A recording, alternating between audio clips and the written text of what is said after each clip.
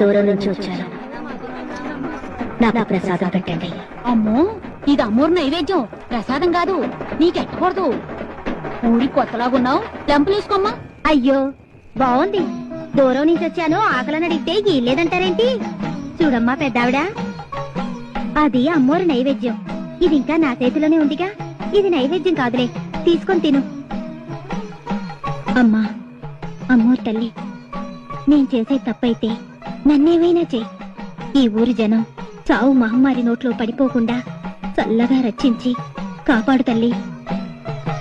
తీసుకోమ్మా పెద్దావిడ, తీసుకో.